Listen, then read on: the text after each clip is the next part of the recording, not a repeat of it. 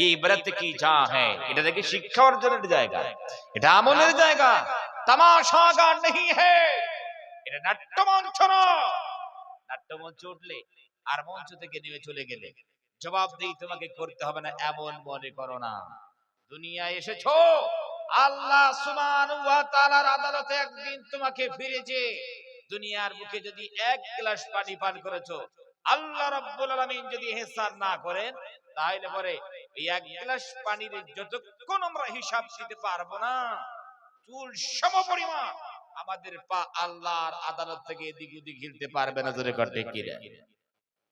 কিন্তু আমরা এই দুনিয়ার মোহে পড়ে আমরা এখনো আল্লাহর ইবাদত বাদ দিয়েছি, দাসত্ব বাদ দিয়েছি, গোলামি বাদ দিয়েছি, আল্লাহকে আমরা ভুলে গিয়েছি। আল্লাহ সুবহানাহু ওয়া তাআলা সবকিছু আমাদেরকে দিয়েছেন, আমরা সবকিছু বুঝেছি, একজনকে বুঝতে পারে সে আল্লাহকে বুঝতে পারিনি। পরিপূর্ণ ইয়াকিন, কলিজার মধ্যে বিশ্বাস আমরা ঢুকাইতে পারি। সমস্যা হচ্ছে এখানে। ওই জন্য কবি বলে যখন তোমার কেউ ছিল না তখন ছিলাম আমি, এখন তোমার সব হয়েছে পর হয়েছি আমি। বান্দা জানো না, যখন তোমার কেউ ছিল না আমি আল্লাহ ছিলাম, তোমার অস্তিত্ব দিলাম, তোমার ওজুদ দিলাম, তোমার সব কিছু আমি রব্বুল আলামিন দিলাম। আর এখন দুনিয়ার বুকে এসে সব পেয়েছো, চাকরি বাড়ি পাকড়ি টাকা পয়সা যা আছে সব বুঝেছো, আত্মীয় স্বজন সব বুঝলে, সবাইকে সময় দেওয়া যায়, আর আমি আল্লাহ সুবহানাহু ওয়া তাআলাকে সময় দিতে পারো না। আমাকে চেনোই না, আসবে সময় অপেক্ষা করছে, সেই সময় কিন্তু বুঝে আসবে ভাইরা আমার।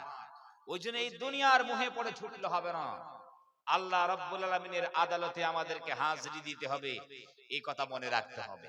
তবে জিন্দেগি, আমাদের জীবন সত্যি করে কোরআনী জিন্দেগি হবে, আমাদের জীবন কোরআনী জীবন হবে, সুন্নতি জীবন হবে। আসবে সফলতা যদি আমরা আল্লাহ সুবহানাহু ওয়া তাআলার দাসত্ব করতে পারি, আল্লাহর গোলামি করতে পারি। খুব দুঃখ লাগে, ব্যথা লাগে, পৃথিবীতে মানুষই একমাত্র আল্লাহর সুবহানাহু ওয়া তাআলার মাখলুক যাকে রব্বুল আলামিন নিজের হাত দিয়ে তৈরি করেছেন। পৃথিবীতে আল্লাহ রব্বুল আলামিন বলেছেন ওয়া খালাকতু বিয়াদিহি, আমি রব্বুল আলামিন হাত দিয়ে তৈরি করেছি। দেখে ওয়া খালাকতু বিয়াদাইয়া, আল্লাহ বলে আমি আমার কুদরতি শক্তি হাত দিয়ে তোমাদেরকে বানালাম। বিয়াদাইয়া, আমি আমার হাত দিয়ে বানিয়েছি। তাহলে সবথেকে আল্লাহ সুবহানাহু ওয়া তাআলার দামি মাখলুক হলো ইনসান। আবার রব্বুল আলামিন সবচেয়ে সুন্দর বানিয়েছেন, বানান নাই? কত সুন্দর মানুষ, একবার আয়নার সামনে দাঁড়িয়ে দেখেন কত সুন্দর। যতগুলো পৃথিবীতে মাখলুক আছে সবচেয়ে সুন্দর। বিস্তারিত যাচ্ছে না, বিস্তারিত কথা বলছি না, আপনাদেরকে সংক্ষিপ্ত করে বলছি। আর রব্বুল আলামিন এই বান্দাদের ইজ্জত বাড়িয়ে দিয়ে সম্মান বাড়িয়ে দিয়েছেন।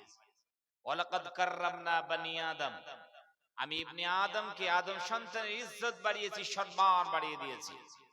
তাহলে আল্লাহ সুবহানাহু ওয়া তাআলার কাছে সবথেকে বেশি প্রিয় মানুষ, সেই প্রিয় মানুষ আশরাফুল মাখলুকাত, আল্লাহর বেশি নাফরমানি করে। জোরে কর ঠিক কি? অথচ পৃথিবীতে যতগুলো মাখলুক আছে সব আল্লাহ রাব্বুল আলামিনের সিজদা করে, আল্লাহর তাসবিহ করে। রাব্বুল আলামিন কোরআনুল কারীমে ডাক দিয়ে বলেন ওয়ালিল্লাহি ইয়াসজুদু মা ফিস সামাওয়াতি ওয়া মা ফিল আরদ মিন দাব্বাতিন ওয়াল মালাইকাতি ওয়া হুম লা ইস্তাকবিরুন। আল্লাহু আকবার।